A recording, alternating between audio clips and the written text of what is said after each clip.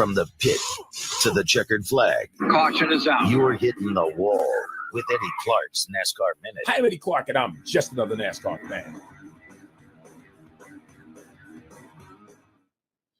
Hey, what's up, everybody, and welcome back to Eddie Clark's NASCAR Minute. You know, last week, I ran all this stuff down to you guys about the beginning of the season. I told you how I felt about a couple of things, and you guys hit me back with a couple of responses.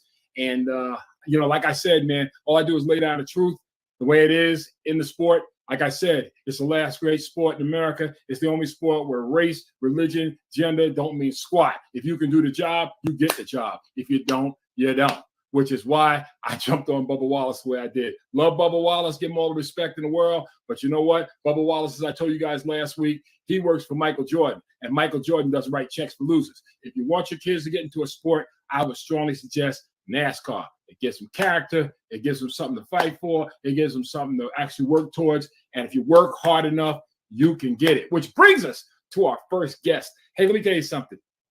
This guy is one of those guys that has started from the bottom, worked his way up, and folks, he's doing it. But I'm gonna let you tell the story. Please welcome a man, Justin Clapper. Hey, Justin, how you doing, man? Great, Eddie. How you doing, man? Thanks for having me. No problem, man. Check it out.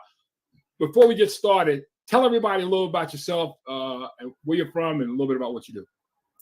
Yeah. So originally from Manahawkin, New Jersey, now living in Mooresville, North Carolina. I started out in this sport in the ARCA series, doing some volunteer stuff. I worked for Goodyear for about 6 years, and then really took off with the pitting side. I knew that was my passion. Went to NASCAR Tech and graduated from there. Hopped over to pit instruction and training, and just kind of did all it took to network, man, and work my way up. And I've pit from everything from really all four, I guess, technically, of the touring series, which has led to a cup win. I've had 7 truck wins now, a truck championship last year with Zane Smith, and full-time at Xfinity Series this year with Jordan Anderson Racing and some other stuff. So it's been a long, fun roller coaster ride, but we're still digging. I'm enjoying it. Yeah, that's absolutely cool, man. You know, one of the things when I was checking out some people, I was talking about your story, man, is how, like, when you came into this, man, I mean, you actually went to school for this. Can you tell everybody a little bit about that? Yeah, so it's a branch of Universal Technical Institute, NASCAR Technical Institute in Mooresville, North Carolina. They're a good groundwork school. I mean, a lot of their core teachings is your basic automotive stuff. It's an elective, the NASCAR side of things. But just being around that atmosphere with a lot of the instructors being guys that were in the sport for years. I mean, some guys have up to 30, 40 years experience in the industry. You learn a lot. You learn how to network, who to talk to, and that kind of stuff, which for me, the one class that really drew my attention the most was the pit crew. A 3-week, everything's a 3-week course, whether it be fabrication, engines, could be, when pit is one of them. And I just had a total blast. I had that competitive spirit in me, and I could just be able to put that athletic side and that spirit into also a bit of a mechanical side of things as well with my favorite sport of NASCAR. Putting it all together was really, really cool, which I just asked a million questions to see where I needed to go, and still to this day asking away as much as I can. Let me ask you, now you've obviously gone to school, you've been around through the different levels of NASCAR, and you've had the opportunity to work many different aspects of it. There's a couple I want to talk to you about that people think it's easy. Number one, tire changer, the guy that actually gets in there. You've seen guys they grab the they go up those lugs. It's like boom, boom, boom, boom, boom. I mean, it looks easy. Can you explain to people exactly what the difficulties are behind that? I'll tell you this, and this goes for any pit position across the board. It is way more mental than it is physical. Now, don't get me wrong; you have to have the physical parts to it, but I compare it to dancing a lot, and a lot of people kind of chuckle when I say that, but it's a choreograph, and when you get down to it, every motion, there's a time to go fast, there's a time to go slow. especially with tire changing. And I'm sure you've talked about it on this show, I would assume, of the loose wheel scenarios that have been going on and stuff like that. And that's why you're seeing that on the Cup side is a lot of these guys with the single lug being so new that we're still learning when to be fast and when to slow down. And it's just trying to find that perfect center point of when to go hard and get after it and when to just kind of be focused on the movement. And you're seeing a lot of guys really pushing that limit. Joe Gibbs being probably, in my opinion, number one when it comes to pushing that limit right now. I mean, they're the only ones running that new choreograph. But unfortunately, as you saw on the 19 car this weekend, that limit can be pushed. But when they're on it, they are on it. And those are the guys. But when it comes at a difficulty level, you would never see – you ever see a gun in my hand and you're a driver, you might as well put that thing in the garage. That is not for me. But, man, these guys are laser focused on it, and they work their tails off to just be precise. And the single lug stuff, a lot of it's just being on the point. But when it comes to 5-lug, truck Xfinity, it's mistakes, man. I mean, it's the least amount of mistakes. It's almost like a football game. Team that makes the least amount of mistakes is going to be the team on top at the end. And it's a mental focus of making sure you're square on those nuts every time, no angle. And a lot of things that don't get talked about is the factors you have of brake heat, brake dust, camber. You see a lot of changers struggle on left fronts because not only are they having to hit square on a nut, but you got to hit almost at an upward angle as well. And it's a lot of things that I wish TV would cover that more. I really think that that's something that fans would be attracted to if TV would break pit stops down a little more and show just how difficult this position and these jobs are. One of the things you mentioned, Coach Gibbs, you talk about the precision with his team. We also can talk about the same Coach Gibbs that ran the Washington Redskins, the same Coach Gibbs that won the Super Bowl with no excuses. Talk about a team that actually ran like a clock. So when he went into NASCAR, I don't think it really surprised anybody that his crew, his teams, and his pit crews worked with precision they did.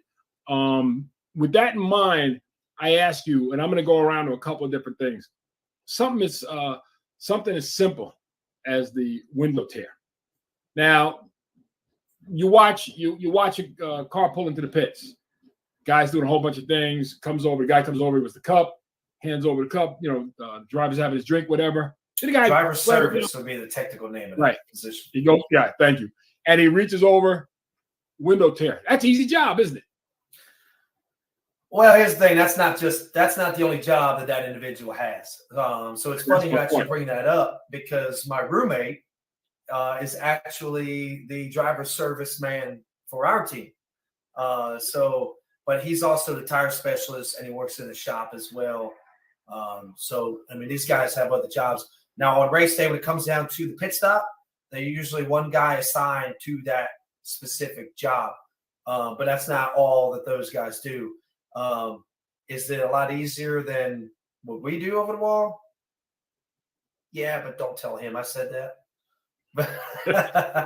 But yeah, it's I would say that. And honestly, nowadays, man, with the rule change of gas men not being able to do anything but fuel, those guys got it made, man.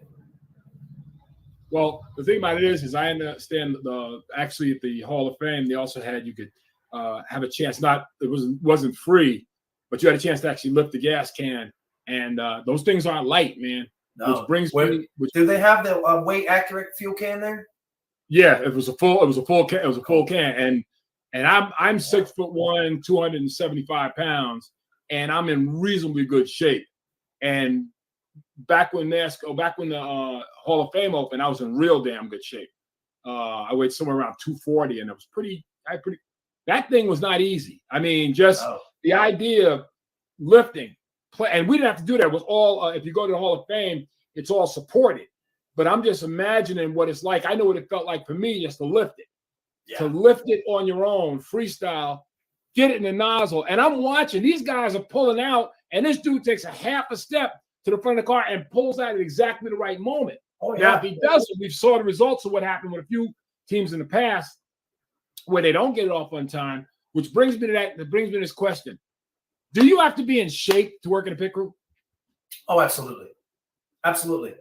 And there's different, you'll hear a lot of guys joke around.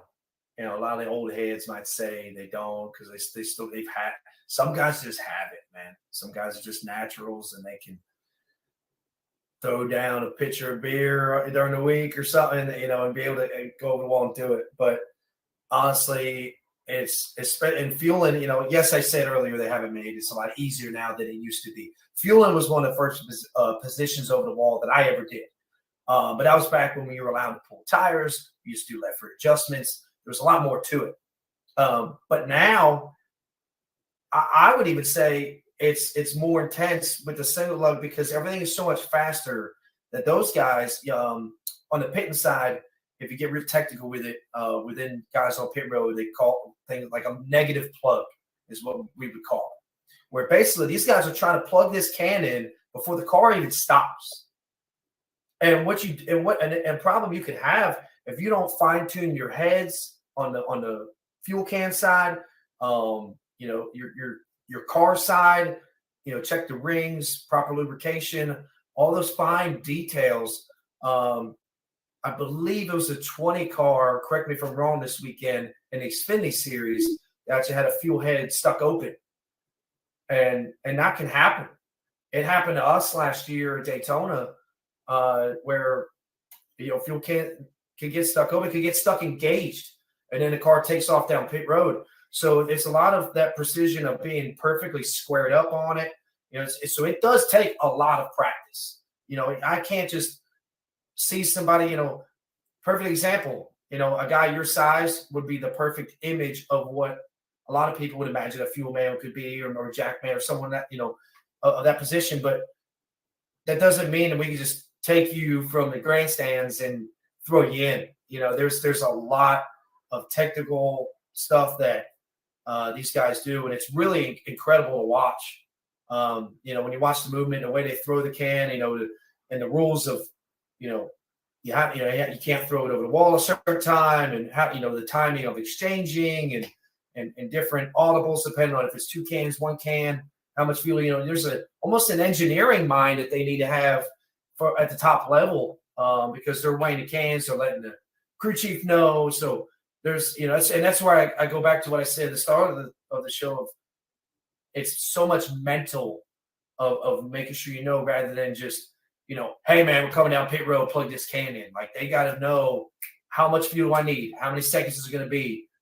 I need to pull the first can before the changer's up. You know, there's so much to such a simple position that, you know, it goes to what I keep saying. I really wish TV would acknowledge this, because it's a huge part of sport, and it's really a big part of race day that goes unnoticed. Yeah, I know.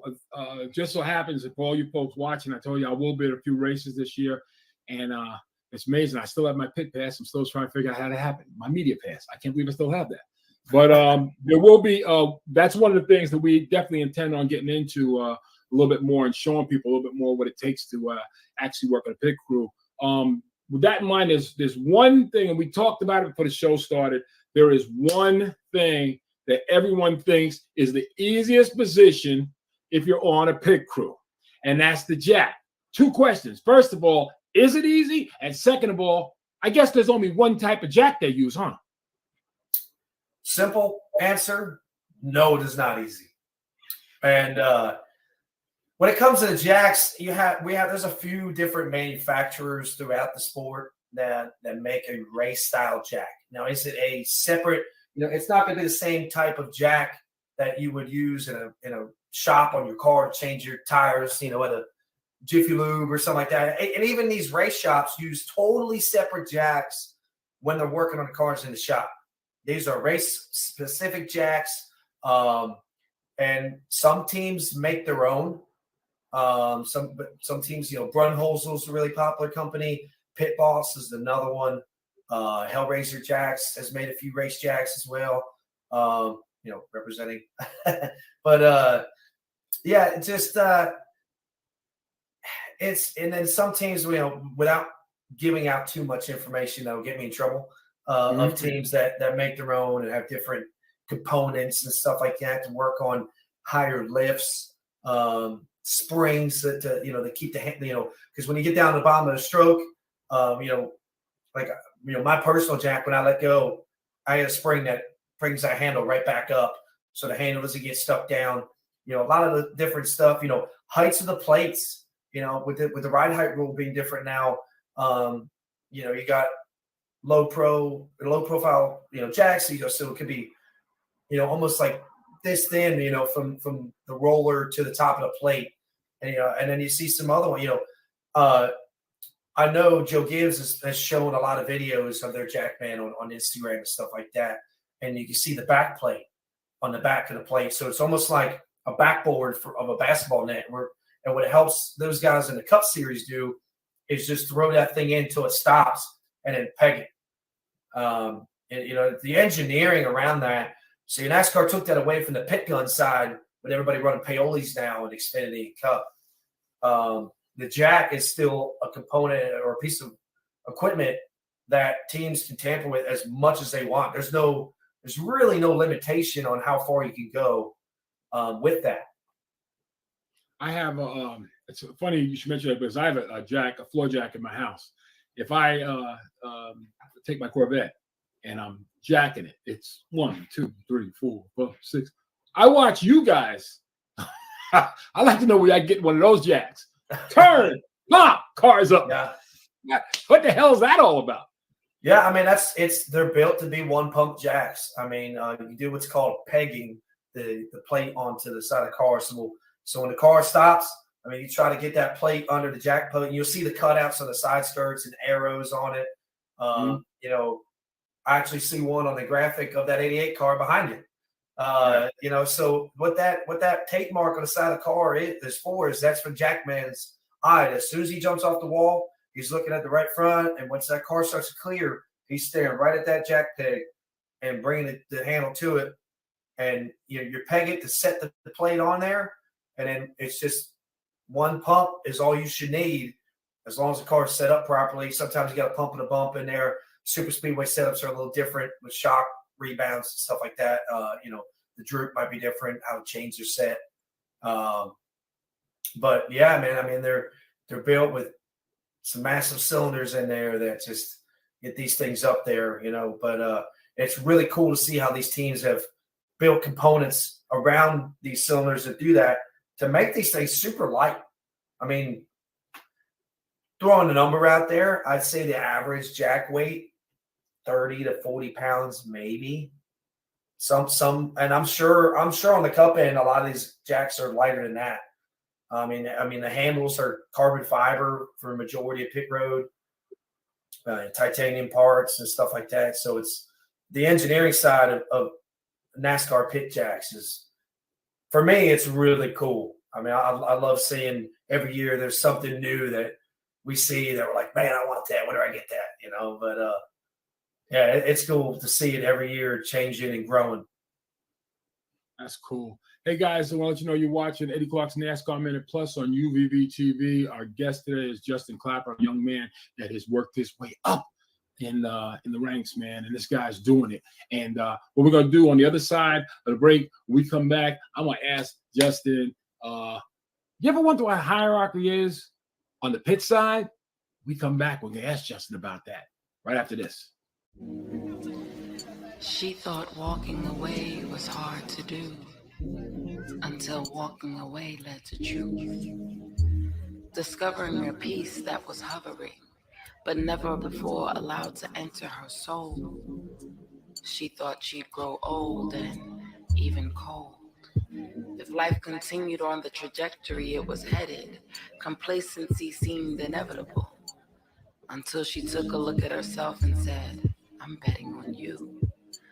Exploring new worlds and new views, different energies and attitudes. Allowing her heart to be open, it became consumed. by what could be described as a fantasy, far from tragedy, no.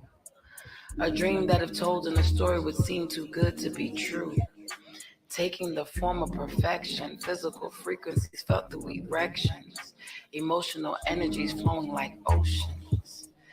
Ocean brings forth life anew, birthing art inspired by mahogany's muse.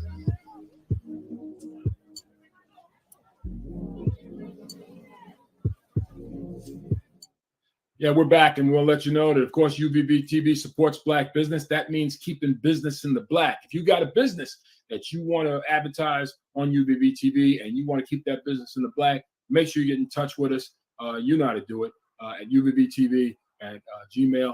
It's free of charge. All we want you to do is just pass on the good fortune to somebody else and take care of your customers. But one of those people you just got finished seeing, Just the Verse, and her book, Mahogany's Muse. Check it out. It's available on Amazon and at melanatorverses.com. So don't forget to check that out. Ladies and gentlemen, we are back, of course, and it's still Eddie Clark's NASCAR Minute. Want to let you folks know real quick before you go on, UVVTV has the lineup on Monday. We've got the rewind of all our favorite shows during the week. Tuesday, and your point is, remember, it's a debate, not an argument. Wednesday, 8 o'clock, we got Unvaccinated Voices. 8 o'clock, it's just a conversation with Just the Verse and her crew. And then premiering Friday on March 3rd, 2023, the Hintons. John C. Hinton, man, him and his wife go crack it. Y'all gonna enjoy that. And then on Saturday noon, Eddie Clark's NASCAR Minute Plus, which you're watching right now. And then on Sunday noon, also Sunday Jazz Brunch. So there's a whole lot of stuff going on. Of course, during the week, Eddie Clark's NASCAR Minute. And, you know, at that point, I'm talking about what I want to talk about. And it's about NASCAR. And you know that's my favorite sport. And it's America's last great sport. And it's all about NASCAR with me. So let's get back to our guests. All right. My man, I'm telling you, ladies and gentlemen, Justin Clapper is with us. Justin Clapper is with us. And like I said, this brother's been through all the ranks. He has done it all. You know, and we're going to talk to him a little bit. Justin, let me ask you. There's a hierarchy for everything. All right. In the pits, what is the actual hierarchy? How do you start and what do you work your way up to? Well, it's kind of a tough way to kind of label things. I mean, at the end of the day, when you kind of look at it from an easy standpoint, kind of look at things, you know, your top position when it comes to behind the wall, top of the box, you got your crew chief, then your car chief, your engineer, mechanics, tire guys, you know, then you have pit crews, kind of a separate thing. But I'd say a lot of guys, you know, when they start out, some just jump right to the position on the pitting side that they feel fit for. I know you hear a lot that a jackman is the quarterback of the crew. In some cases, with different teams operate in different ways. The group I'm with currently, we're really, really big on working together where we don't really have a leader. We kind of all do things together. Nobody really tells anybody what to do in any way. You know, it's kind of just, hey, you know what you need to do, so let's just go out there and do it. Now, when it comes to calling things, stuff like that, you know, a lot of times when we hear it over the radio, you know, me as a jackman this year, it's my responsibility to kind of be that leader, you know, to kind of, you know, say, okay, you know, say we throwing a, you know, a call out there, you know, crew chief says, all right, boys, we're going to pick this time, 4 tires, 2 out of track bar, 1 out of left rear. You know, so I got to sit there and be like, you know, tell them 4 tires, you know, hey, you got 2 down track bar. I got 1 out, you know, you got the jack, you know, saying, letting guys know what to call, you know, the different audible. And that side, you kind of have your levels of, you know, who's over who. But at the end of the day, man, I mean, for me personally and our group this year, we've kind of stepped away from that of having anybody hiring somebody else. You know, we like to look at things from a team standpoint where we're all in this together. You know, end of the day, we win, we lose as a team. So I guess when the car chief decides getting somebody's ass, he just jumps on everybody.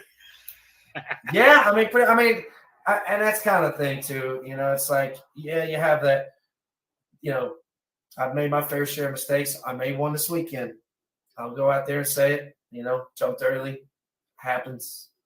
It's just a fortunate situation sometimes. I know my mistakes. We all watch film. We all analyze it, and we go. Nobody gets mad at each other, stuff like that, because that breaks that team mold apart. So you just got to kind of keep looking out the windshield, man. Put it on the rear view. I mean, I say every team operates differently when it comes to that kind of stuff. There's one other position I totally forgot about. Until I forgot I actually have an email here. Somebody actually hit me up with this, and I don't know if you've ever done this before. And I've actually wanted to ask this question to somebody that actually works on the track. Have you ever been a spotter? No. Well, besides iRacing, no. What exactly does a spotter do? So a spotter's job is pretty much you're the eye in the sky. I mean, you're essentially it's in some cases, in some track, like definitely super speedways, these guys are almost driving the cars with their voice. Everything they're telling the driver, but each driver likes to be spoken to differently. But you're the guy with all the information from above. You're seeing what the leaders are doing, what the guys behind are doing. Nowadays they have little tablets with like SMT data. They can look at lap times. They can look at telemetry. They're getting a lot of the same information that the crew chief's getting on the box, so they can tell the driver what's going on around them. If they see an incident, they got to tell the driver where to go, because what a lot of people don't know is these drivers, their visual in the cars is extremely impaired. And these next gens, I've sat in one, and man, you barely see out the windshield. You're completely blocked off from your left and your right. You have your cameras for your rear view and your rear view. Yeah, I saw that. Yeah. But out the windshield, it's so tough to see, man. And you just got to hit your marks every time, and and trust your spotter. If he tells you to go high, go low, whatever, so a lot of these drivers, you see that they're with the same guy because for a long period of time, because they have that trust factor. And because a spotter can win, lose you a race easy. If he tells you to go to a certain lane and it ends up being the wrong time, it can cost you the race. We've seen many spotters come and go in the sport because of that. But man, the best ones, I promise you, they're making the good money, because that position is extremely important. And one of the things I've noticed, and I could say everybody knows, just watch this show. I ride with 5. I'm a Kyle Larson guy. It's never going to change. A lot of people thought that I'm probably going to dump him after what happened a couple of years ago during the pandemic. I don't want to hear that. That's the point that I was trying to make about spotters too. Your spotter is your boy. You know what I'm saying? That's almost like a marriage. You know what I'm saying? That's why when and I don't want to get too crazy about this. I'm not going to get deep into it, but I'm just saying that's why you people that are fans, you know what I'm talking about. That's why when he said what he said, that's why I responded the way I responded. Because when you're talking to your boys, you can say almost anything. You're talking to your boys. And that's how tight your spotter has to be. Am I wrong about that, Justin? As far as how tight? I'd say the best combinations, absolutely. Exactly. When you look at guys that have been together forever, you look at, Jimmy Johnson and Eddie for all those years. You want to talk about a strong combination. And they know their lingo. They know, the tone. A lot of it's tone of voice.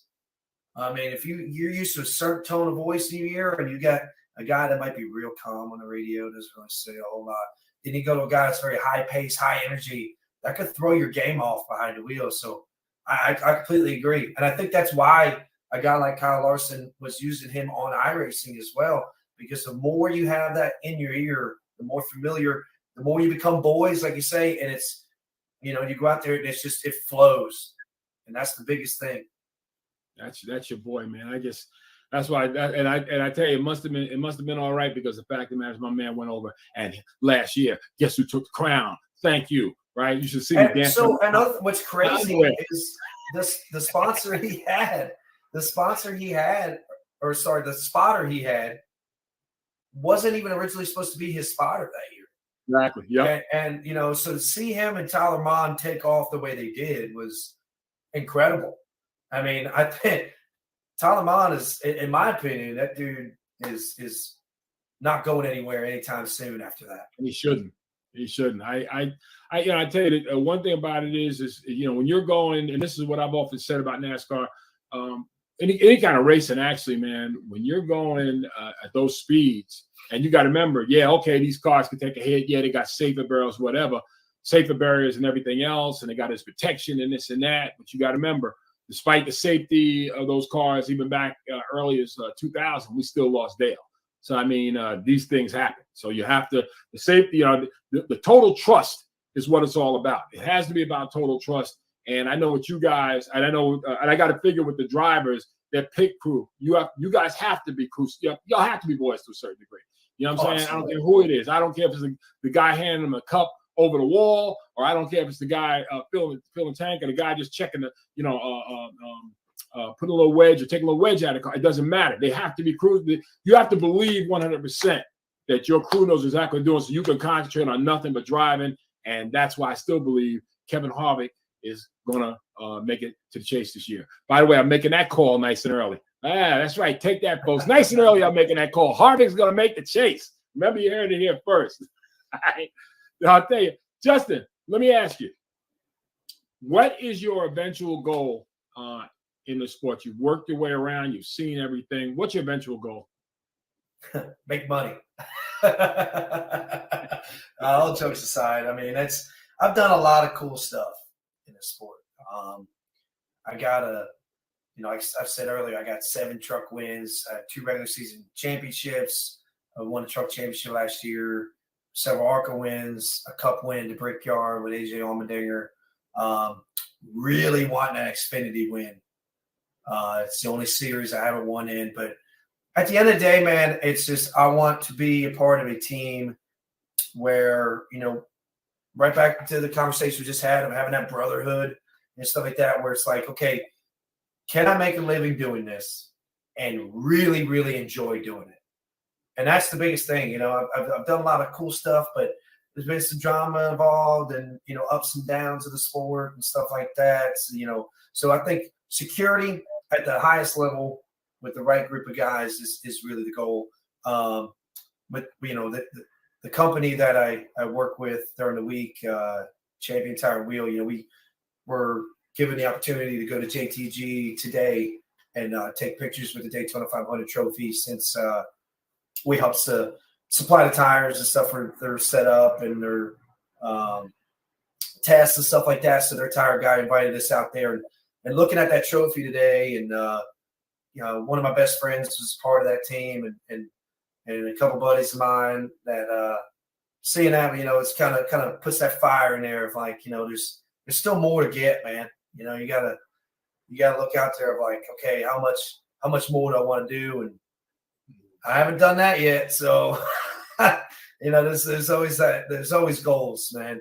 I think, I love a cup championship one day, adding that Xfinity win. So it's just keep pushing, but it's being in the right place with the right people and just really enjoy doing it. That's all I want to do, is be a part of the sport and really enjoy what I'm doing within it. You had a chance to win at the Brickyard, man. You got to kiss the bricks. You know how many people would like that, love that opportunity one time? I can't even get on that Looking track. at the ring right now. I'd like to go out there, just kiss those bricks, just with nobody around. I wouldn't need anybody to see it. Just if no pictures, nothing, just me know I did it. The other thing is, it's really funny though.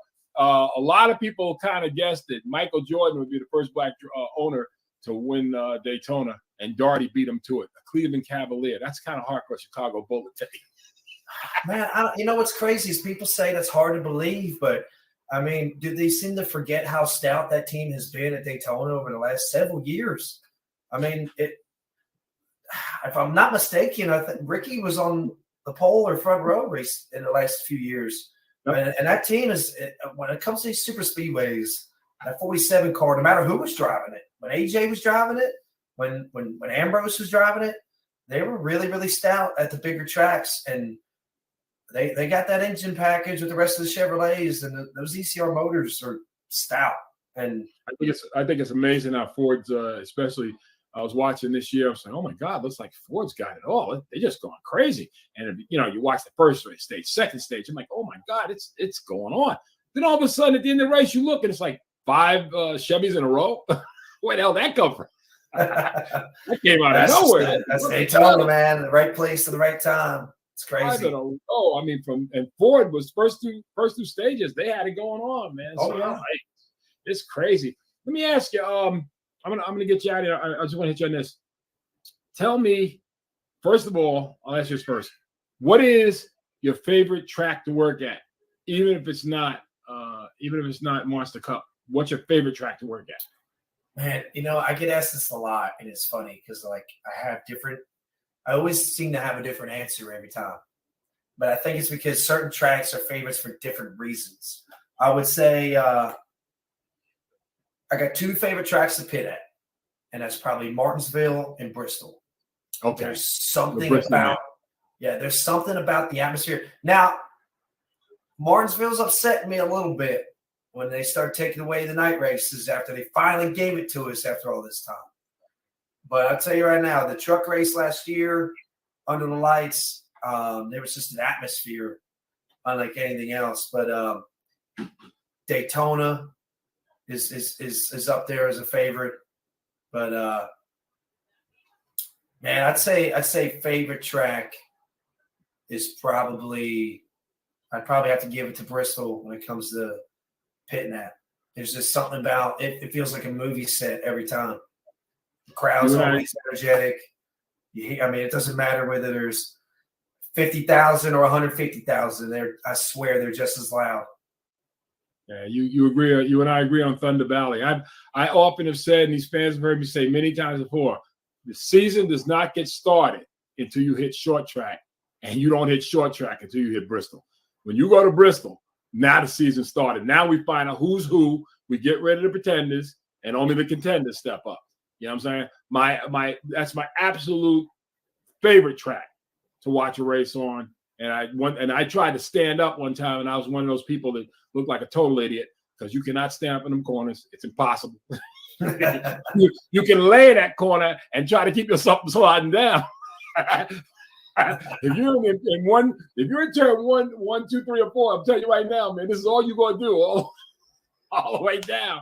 Oh, yeah, but the track that has my heart, because also it has my football team and also has my family out there in Dothan, Alabama, is Talladega. I'm a big Talladega guy. You know what I'm saying? You went to Talladega, you get my love, but you went to Bristol, man. You 100%. Talladega is one of my favorites too, but I don't think I can say on this podcast why. we'll talk about that off camera. I'm not gonna push that. I'm not gonna push that at all. Matter of fact, I'll end the recording, then we can talk about that. Let me get you out of here on this. All right. You've worked your way through everything. You've seen a lot. You've had drivers that you see the guys at all the stages of driving. And this is not. I'm not asking you to pick. I'm actually asking, in the history of NASCAR, with your knowledge of drivers and stuff, who is the driver you admire the most? Ooh. I will say this. I would never be where I'm at today without Martin Truex Jr. Okay. That's just what it is. You know, I was a big Monster Jam kid growing up, and it was, you know, a family. My family knew his family really well. I went to school with Ryan Truex. We went to high school together. I'm really good friends with his cousin Tyler, and I just kind of got involved with them. Started watching the sport. Became the biggest Truex fan you've ever met for the longest time, until I got into the industry here. And man, you talk about a guy that I truly admire. It's your boy too, man, Kyle Larson. I gotta say, I remember being at Rev Racing one day, and they told me, "Hey, we got the next best thing coming. This dude's coming from dirt. We're gonna put him behind the wheel." And I never heard his name. I didn't even know who he was. I said, "Okay." He shook my hand. I said, "Cool, man." You know, and then I'll never forget. He went out, won the K&N Championship that year. Put him in a truck, leading laps with a black race truck, nothing on it, no sponsors. It's just a number on the side. The performance he did at Turner Scott, and then what he's done for Ganassi and now Hendrick. Come on, man. You put this guy in a dirt late model for the first time ever, and he laps everyone but second place in the World of Outlaws, embarrasses the best in the world. You can't. How do you not admire that? I would love to see him and Tony Stewart on dirt in a match race. Man. I'd love to see that because I think he'd give Tony all he can handle and change. Absolutely. I really do. I love it. SRX on dirt. Put them both out there. This kid is one of the most amazing, and you're right about something because I met him once. He's the nicest kid I've ever met in my life. Like I said, that's why when all that nonsense happened, I was probably one of the first people. I knew I was one of the first Black people to definitely get on air and make it because I have like 5,000-6,000 followers on my Facebook alone, and I made it a point. From the second I heard it, with no proof and nothing. Second I heard, I said, nope, wrong guy. I said, this guy, if there ever was a brother that didn't look like one, but he was a brother in his heart, it's Lawson. That's my man. I'm telling you, I love that kid. But my favorite driver of all time, of course, the first driver I ever enjoyed back in the 60s when I was a kid. And I loved him not because I knew anything about NASCAR, because I loved his name, Cale Yarborough. I got to meet Cale Yarborough a couple of years ago. Greatest guy in the world. Went to his dealership down in South Carolina. All right. And I bought my bet. I wasn't planning on buying a car. Just so I could tell everybody, all right, Cale Yarborough. Yeah. That was really cool, man. But I got to tell you, Justin, this has been like a hell of a ride, man. And I really appreciate you taking the time with us. And as you guys can see, we've got his information. You can follow him on Facebook, follow him on Instagram. We'll have all that information up on the page. Make sure you support UVVTV. Remember, UVVTV, you know what it is. And we're out here. We got all the different shows coming up. But if you're a NASCAR fan, we're going to try to keep giving you everybody we can. And like I said, anybody can get you all the big drivers and the big people. We're getting the people that's up and coming, the guys you're going to know. So when you look at TV and you see him out there, you're going to go, hey, wait a minute. That's Justin Glover. Isn't he out there? He's at Daytona, lifting the trophy with these guys. That's going to be really cool. And, dude, we're going to follow your career, and we're going to check you out. Thanks a lot for joining us. I'm Eddie Clark. Hope you guys had a good time. I hope you learned something. Remember, guys, NASCAR, the last great American sport. You want a chance to do something? Teach your kids something? Teach them NASCAR. I'm Eddie Clark, and I'm just another NASCAR fan. Good night, everybody. I'm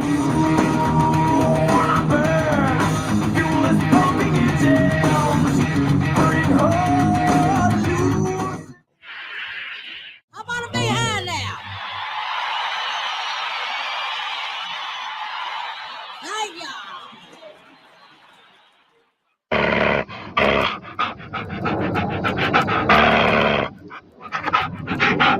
And if you don't know, now you know.